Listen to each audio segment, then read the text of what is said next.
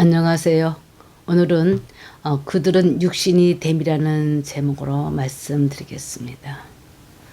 가인과 아벨은 형제입니다. 가인은 땅의 소산으로 제물을 드렸고 아벨은 양의 첫 새끼와 기름으로 여호와 하나님께 제물을 드렸습니다. 그런데 하나님께서는 아벨과 그의 제물은 받으셨으나 가인과 그 제물은 받지 않으셨습니다. 그래서 가인은 화가 났지요. 그리고 몹시 분하여 안색이 변했다고 했습니다. 하나님은 가인에게 나타나셨습니다. 그러시면서 말씀하십니다. 내가 분하여 하면 어찌 됨이며 안색이 변하면 어찌 됨이냐. 그러시면서 내가 선을 행하면 어찌 낯을 들지 못하겠느냐 하셨습니다. 그러나 그 다음 말씀을 잘 새겨 들으셔야 할 것입니다. 선을 행하지 않으면 죄가 문에 엎드려 있다고 말씀하십니다. 그러시면서 죄가 가인을 원한다고 말씀하십니다. 죄가 선하지 않은 자, 하나님을 온전히 믿지 않는 자를 원한다고 말씀하십니다. 겉으로만 예수님을 믿는 척하는 사람도 죄가 원할 것입니다. 그러시면서 하나님은 죄가 너를 원하지만 너는 죄를 다스리라고 또 말씀하십니다. 하나님은 죄가 원하지만 죄를 다스리라고 말씀하십니다. 우리는 죄를 짓고 싶은 갈등이 있을 때도 있습니다. 하나님은 그러나 죄를 다스리라고 말씀하십니다. 우리는 죄를 다스려야 합니다. 다스리는 것이 무엇입니까? 다스리는 것은 관리하고 통제하는 것입니다. 어지러운 일이나 상태를 수습하여 바로 잡는 일입니다. 죄를 짓는 자는 더 죄를 짓게 됩니다. 말씀을 보면 죄가 죄 짓는 자를 원하기 때문입니다. 그러므로 하나님은 죄를 다스리라고 말씀하셨습니다. 우리는 죄를 통제해야 합니다. 생각이 난다고 행동하면 안 되는 것입니다. 하나님의 뜻에 따라 판단하고 행동하여야 할 것입니다. 하나님이 제사를 받지 않으심으로 화가 나고 분개했던 가인은 들에서 아우에게 말을 걸면서 동생 아벨을 쳐서 죽입니다. 심리상담 이론에서는 형제 간의 질투가 심하다고 말합니다. 사실 잘 되면 축하를 해줘야 하지만 시기 질투를 하는 것이죠. 부모님의 사랑을 더 독차지하려고 형제들 간에는 서로 시기 질투를 한다고 합니다. 그래서 형제 순위에 따라서 성격 형성에 영향을 미칩니다. 화가 난다, 분해한다. 이것을 하나님은 책망하셨습니다. 화를 내는 것은 하나님이 원치 않으십니다. 자신의 뜻대로 되지 않는다고 화를 내는 일을 하나님은 책망하신 것입니다. 가인의 제사를 받지 않은 까닭은 가인이 죄를 행한 때문이라고 말씀하셨습니다. 문제는 가인에게 있는데 가인은 아벨을 죽였습니다. 하나님이 자신 즉 가인의 제사를 받지 않으신 까닭은 죄를 범한 때문이라고 알려주셨음에도 죄가 가인을 부른 것입니다. 가인은 아벨이 잘 되는 꼬라지가 보기 싫어서인지 아벨을 죽였습니다. 이렇게 죄는 죄 있는 사람들을 부르고 있습니다. 그래서 가인은 아벨을 죽임으로 인해서 가인은 땅에서부터 저주를 받게 되죠. 밭을 갈아도 땅이 그 효력을 내지 않고 또 죄로 지음을 해서 유리하는 자가 된다고 말씀하셨습니다. 이 세상 어디에도 마음이 들 곳이 없어서 이곳저곳을 방황하게 되는 것을 말합니다. 가인은 죄를 지음으로 유리하게 됩니다. 즉 방황하고 마음의 안정이 없는 것은 죄 가운데 있기 때문이라고 하나님은 말씀하십니다. 우리가 하나님 가운데 있으면 어려움이 있어도 마음의 평안이 있습니다. 방황이나 유리함은 마음에 평안이 없어서일 것입니다. 가인을 보면 북한 주민들이 생각납니다. 북한이 전에는 잘 살았는데 지금은 땅이 그 소산을 주지 않아 배가 고파 탈북하는 동안 너무도 고달프고 험한 세상을 유리하는 것입니다. 도중에 죽기도 하고 살아있어도 엄청 고생들을 하십니다. 이 탈북민들은 늘 불안하고 죽음을 두려워했다고 했습니다. 북한 주민들의 죄악이 아님에도 북한 주민들은 너무도 고생하십니다. 가인도 죽임을 당할까 두려워했다고 했습니다. 우리도 죄를 짓는다면, 즉 하나님을 온전히 믿지 않는다면 우리 영혼은 방황하고 땅의 소산은 줄어들 것입니다. 우리가 죄를 짓는다면 땅이 항폐화되고 소산이 줄어든다고 하나님 말씀하신 것처럼 실제로 죄를 짓는 나라의 땅들이 항폐해진 것을 본다고 하시는 분의 이야기도 들어봤습니다. 우리가 죄를 지을 때는 당장은 아무런 변화가 없거나 잘 되는 것처럼 생각되기도 하지만 시간이 지나면 땅의 소산이 줄어드는 것이 하나님의 말씀입니다. 이집트 같은 경우는 기독교 초기 알렉산드리아로 유대인들이 이주하 예수님을 잘 믿는 지역이었습니다만 지금은 예수님은 없고 이스라엘 메카의 고장이 된 지금은 나일강 물이 줄어들고 있어 살기 힘들다고 합니다. 이집트는 나일강의 물이 충만하여 물이 범람함으로 농사로 부를 쌓은 지역이었습니다만 지금은 물이 점차 줄어든다고 하니 이를 어떻게 생각해야 할까요? 이렇게 땅이 소산을 줄여주는 것이 실제로 나타나는 것입니다. 죄를 짓는 것에 대해 하나님의 노하심에서 더 알아보겠습니다. 지금 우리나라나 세계는 고령화 사회입니다. 사람들은 오래 살고 싶은 마음으로 잦은 정기 검진, 운동, 몸에 좋다는 음식이나 보약 섭취, 치료약을 먹으면서 수명 연장을 위해 노력합니다. 의료 기술이 발달되어 또 사람들이 수명을 연장시키고 있습니다. 그러나 성경을 보면 하나님이 인간의 수명에 있어서 하나님의 노하심이 있음을 알 수 있습니다. 성경에 아담은 몇 살까지 살았나요? 아담은 930살까지 살았습니다. 하나님은 선악과를 딱 먹음으로 아담은 반드시 죽는다고 말씀하셨습니다만 아담은 거의 1000년을 살았습니다. 아담의 아들 셋은 912년을 살았습니다. 에노스는 815년을 살았습니다. 그런데 에녹은 300년을 하나님과 동행하며 자녀를 낳았으며 365세 에녹은 하나님이 데려가심으로 세상에 있지 않았다고 했습니다. 이는 특별한 사건이지요. 다른 사람들은 몇 살 몇 살까지 살았다고 기록되어 있습니다만 에녹은 하나님과 동행했다고 하면서 하나님이 데려가신 것으로 기록되어 있습니다. 하나님 말씀에 죄를 지면 반드시 죽으리라고 말씀하셨는데 하나님 앞에서 죽지 않은 것으로 기록되어 있습니다. 에녹은 하나님과 동행했다고 하였고 죽음에 대한 기록이 없습니다. 하나님이 노하신 까닭은 사람들이 땅 위에 번성하기 시작할 때 사람들이 딸들의 아름다움을 보고 자기들이 좋아하는 모든 여자를 아내로 삼았다고 말씀하십니다. 그리하여 하나님은 나의 영이 영원히 사람과 함께하지 아니하리라 하시면서 사람들의 살 날을 120년이 되리라고 말씀하십니다. 하나님 말씀하십니다. 자기들이 좋아하는 모든 여자라고 했습니다. 여자가 예뻐 보이면 예뻐 보이는 여자마다 아내로 취하는 것을 말합니다. 지금이야 법으로 일부 위처제로 규정하고 있습니다만 변호사들의 말을 들어보면 지금도 여자를 취하는 문제가 장난이 아니라고 합니다. 하나님이 이것을 너무도 싫어하셨습니다. 그래요 하나님은 사람들이 오래 사는 걸 120세로 차단시키신 것입니다. 아내를 귀하게 여겨 함에도 예쁜 여자가 지나가면 눈이 따라간다고 합니다. 구태여 사랑하는 분이 있음에도 말입니다. 아름답다는 기준이 무엇입니까? 성형수술하면 예뻐집니다. 사람들은 성형수술해도 예쁘면 된다고 합니다. 하나님이 아름다운 여자마다 아내로 삼는 것에 대한 지적은 현재도 우리 사회에서 여전하다고 인정하실 것입니다. 죄를 싫어하시는 하나님은 또 다른 결단을 하십니다. 사람이 죄악이 세상에 가득 차고 생각하는 모든 계획이 항상 악함으로 하나님은 사람 지으셨음을 한탄하셨습니다. 그리하여 모든 사람을 지면에서 쓸어버려 죽이기로 계획하십니다.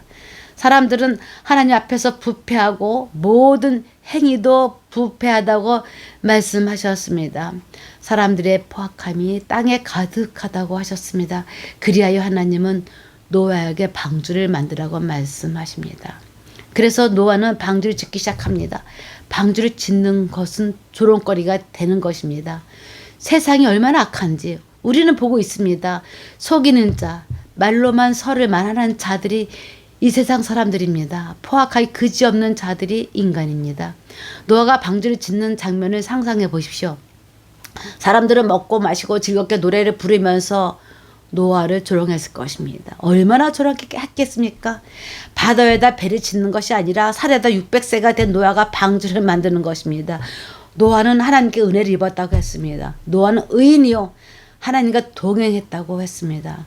노아가 하나님과 동행했기 때문에 하나님에 대한 의심은 없었습니다. 노아는 하나님의 존재 속에서 함께한 것입니다. 당신 하나님을 믿지 못한다면 하나님과 동행하지 못함일 수 있습니다. 이 바보야 하나님 어디 있어를 제게도 6개월 동안이나 계속 기회되고 사탄이 속삭였으니까요. 얼마나 끈질긴지 모릅니다. 지금도 사탄은 하나님이 어디 있어라고 당신에게 생각을 넣어줄 것입니다.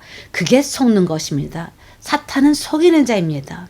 사탄은 종교를 잘 이용합니다. 종교를 통해 선을 알게 되는 것처럼 의롭게 되는 것처럼 속이는 것입니다. 우리는 기독교 안에서 사탄에게 속지 않으려면 하나님 말씀을 잘 묵상하는 일이 중요합니다. 교회에 다니는 것이 하나님의 사람인 것은 아닙니다. 사탄은 어떻게든 하나님 믿는 것을 해방합니다. 결국 죽을 때서야 앗뚜하게 되는 것이죠. 사탄은 제게도 돌아가신 친정아버지가 사탄은 귀신이 친정아버지인 것처럼 속이고 다가왔습니다. 저는 진짜 친정아버지인 줄 알고 속았습니다. 사탄은 이렇게 속인 것입니다. 제가 사는 곳에서 귀신을 본 적이 몇 번 있었습니다. 한 번은 사람의 모습으로 나타났습니다. 제가 그때 돌아가신 조상님 혼령이 온 것으로 착각했지요. 이런 것에 속지 않게 되자 그 다음에는 귀신 형태가 다른 모습으로 나타났습니다. 그때 하나님이 이 제사 받지 못하게 해주세요 라고 기도했더니 귀신이 어떻게 할 줄 몰라 당황하기 시작했습니다. 이런 귀신들은 윤회라는 것을 믿게끔 속이기도 합니다. 귀신이 전생이라는 명목으로 사람이 죽기 전에 머물렀던 사람의 세세한 이야기를 하니까 사람들은 귀신인 줄 모르고 윤회라고 말을 하게 하는 것입니다. 이런 것들을 믿는다면 하나님 믿게 되겠습니까? 속이는 자가 바로 귀신이라서 예수님이나 예수님의 제자들은 이런 귀신들을 쫓아내었던 것입니다. 그러나 바깥 세상의 사람들은 우리가 하나님과 동행할 때 우리를 미련한 자라고 생각할 것입니다. 바보처럼 보이기도 할 것입니다. 어떤 사람은 딱하다고 말을 하기도 했습니다. 그렇지만 기독교인은 세상의 미련한 자가 되어야 합니다. 세상의 바보가 되어야 합니다. 하나님의 뜻을 쫓아 행할 때 우리는 미련한 자로 보이는 것이 맞습니다. 사탄은 우리로 하여금 세상에서 잘 되는 것을 쫓아가도록 유혹합니다. 세상 사람들이 잘 되는 것을 위해 수단과 방법을 가리지 않는 것을 사탄이 얼마나 좋아하겠습니까? 사탄의 속임에 속아서 우리는 돌덩이로 떡을 만들고 성에 올라가서 명예를 취하려고 하고 남들의 존경을 받는 자리에 서라고 사탄은 당신을 욕망의 사람으로 유혹합니다. 그렇게 유혹을 쫓아 행하지 않냐고 비록 하나님 인도하시는 길이 미련스러워 보일지라도 시간이 지나면 축복이 임하는 것을 보게 될 것입니다. 지금 당장 이익이 된다고 한다 하더라도 악한 때는 그 길을 가지 마셔야 합니다. 지금 선택하는 것이 어리석어 보일지라도 하나님은 당신을 찾는 자들을 사랑하심으로 당신을 버려두지 않으실 것입니다. 우리가 죽음을 두려워하지 않고 하나님을 바라보는 이 일은 사탄을 멸망시키는 일입니다.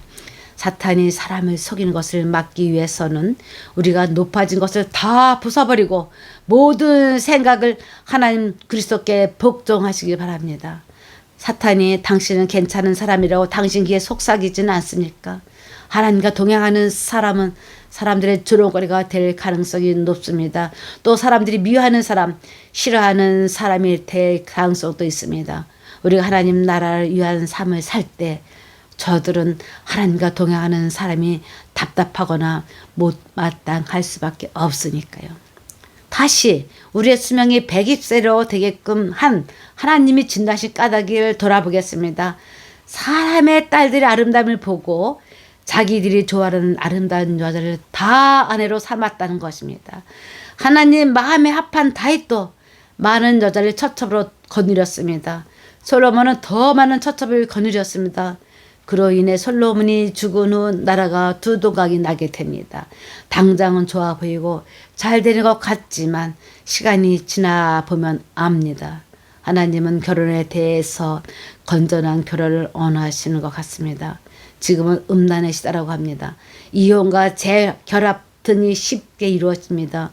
어느 종교는 미성년자와의 결혼도 허락하고 있습니다. 하나님 보시기 악한 모습입니다. 자신의 가치관도 형성되지 않은 아이와의 결혼은 엄청난 인격 침해입니다. 그 여인의 눈물을 누가 알겠습니까? 하나님이 하실 것입니다. 그 여인의 눈물을, 그래서 하나님은 가부나 고아를 불쌍히 여기라고 명령하셨습니다. 동성애는 하나님의 뜻이 아닙니다. 동성애는 하나님이 생육하고 번성하라는 하나님의 뜻을 거역하는 것입니다. 동성애가 성행하는 곳에 왜 마약이 따라옵니까? 그들이 시작할 때는 그렇게 보이고 자유로워 보이지만 나중에 선한 결과가 얻게 되는 것입니다. 하나님은 죄를 싫어하십니다. 죄를 지은 아담과 하와를 에단 동산에서 쫓아내고 반드시 죽게 하셨습니다. 그리고 사람들이 너무 악하니까 사람들의 수명을 단축시키셨습니다. 그래도 사람들이 악하니까 노아에게 방주를 짓게 하시면서 모든 사람을 죽이셨습니다.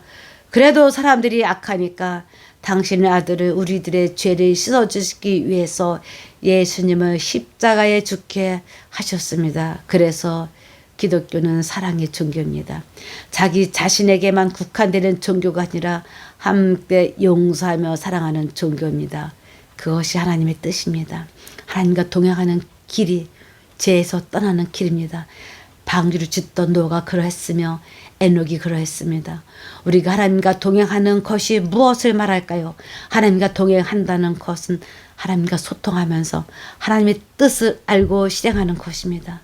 하나님은 당신에게 하나님의 뜻을 계속 알리십니다. 그냥 무념무상으로 살아가는 것이 아니라 하나님의 선한 뜻을 이루시기 위해 당신을 도구로 사용하고 싶으셔서 계속 당신에게 속삭이고 계십니다. 사도 바울에게는 이방인과 임금들과 이스라엘 자손들에게 복음을 전하기 위해 택한 자라고 말씀하시고, 아나니아에게는 바울에게 가서 기도해주고 눈을 뜨게 하라고 말씀하십니다. 그리고 고넬료에게는 베드로를 청하라고 말씀하십니다. 하나님은 하나님을 찾는 자들과 함께 하십니다. 그것이 동행하는 것입니다. 하나님은 그냥 교회에 두는 하나님이 아닙니다. 내 삶에 오시는 하나님이시합니다. 하나님은 도덕도 아니십니다. 착한 사람 되라고 하시는 것도 아니십니다. 사랑을 이루시라고 말씀하시는 하나님은 권능이십니다. 하나님이 우리의 성품과 생각도 바꿔주시는, 창조하시는 하나님이십니다.